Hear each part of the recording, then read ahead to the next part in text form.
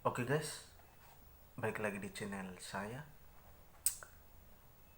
Di video yang lalu kita telah atau saya telah menjelaskan membahas mengenai kata pemerkosaan.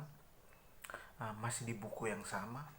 Kali ini kita akan membahas atau berbicara mengenai tentang foto caleg. Jadi kali ini kita akan berbicara dengan temanya tentang foto caleg. Oke, kita langsung saja. Tentang foto caleg antara actus volendi dan actus volitorum, antara menginginkan dan diinginkan.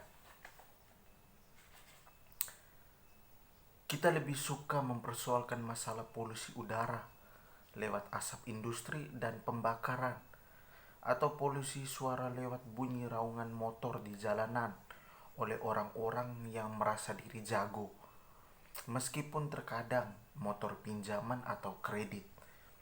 Tetapi amat jarang kita peduli pada polusi visual ketika mendekati pemilihan caleg.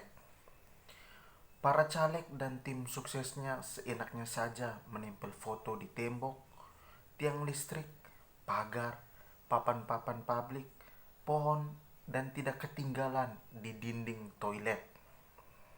Menempel foto di mana-mana bukan saja semata-mata supaya mengundang tatapan orang, tetapi juga serentak sebagai pengekspresian kecemasan kalau-kalau rakyat selama ini tidak mengenalnya. Persoalan polusi visual ini semakin kompleks ketika foto-foto caleg itu susah dicungkil atau dicopot karena bisa jadi memakai lem besi yang keras, dan kalaupun bisa dicopot masih ada sisa kertas yang tertempel. Sesuatu yang amat tidak enak dipandang. Tidak hanya foto, bendera partai pun dijejer di tepi jalan atau di tempat-tempat yang seharusnya tidak boleh. Kesan yang muncul adalah mengotori keindahan lingkungan. Pohon-pohon yang enak dilihat kehijauannya tertutup wajah caleg dengan aneka gestikulasi dan juga bendera partainya. Tikungan yang mestinya bebas kendala agar pengguna jalan merasa nyaman tertutup juga oleh balioma besar si caleg. Sungguh-sungguh mengganggu pemandangan. Apakah wajah mereka yang tertampang di jalan dan di mana-mana itu bisa dengan gampang mempengaruhi daya minat rakyat? Semoga saja. Mengapa caleg mesti menempel foto di mana-mana? Dari sudut pandang moral, foto sebagai sebuah bentuk komunikasi promosi bisa dikategorikan sebagai sebuah aksio cum dupliciti, tindakan yang bermaksud ganda. Di satu sisi lewat foto, si caleg mempromosikan diri kepada khalayak ramai supaya dirinya tidak dilihat sebagai orang asing. Dan di sisi lain, lewat foto yang sama juga, si caleg menyajikan sebuah hasrat supaya orang sudi memilihnya.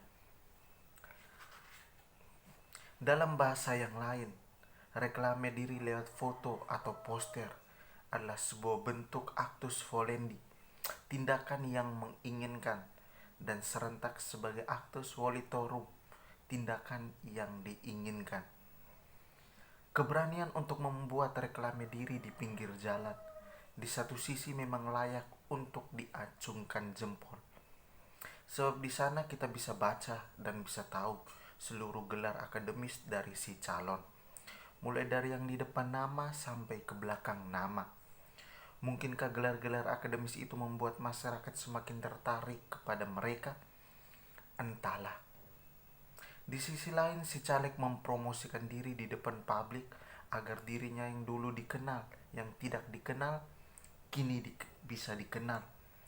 Atau kalau sudah dikenali, ingin agar tidak dilupakan lagi. Sehingga gaya raut wajahnya dibuat seramah mungkin dengan tatapan penuh kesan optimis dan energik. Menghadirkan wajah dalam foto adalah cara untuk mengabadikan, mengingat, atau dalam bahasa Gunawan Muhammad, untuk menegaskan bahwa sesuatu yang kelak retak, sesuatu yang kelak retak, kita membikinnya abadi. Realitas selalu rapuh. Ia berubah karena berada dalam waktu dan dihidupi dalam tempo realitas. Makanya setiap kali kita memandang si caleg dalam foto, kita disadarkan bahwa si caleg itu hadir secara aktual, meski fotonya dibuat beberapa masa yang silam. Foto selalu kontemporer karena ia berada dalam kekinian dan kedisinian si pemandang. Realitas dalam foto memang harus ditafsir, sehingga dalam konteks etika tidaklah relevan mempertanyakan realitas apa yang disajikan dalam foto, melainkan bagaimana sebuah foto berfungsi dalam realitas. Foto caleg yang terpampang di tepi jalan dan di tempat-tempat lain adalah bagian dari realitas yang kita hayati, karena realitas memang harus tampil kepada kita sebagai representasi. Janji-janji manis yang tertulis dalam poster mesti hadir dan dipertegas dalam realitas. Bukankah begitu?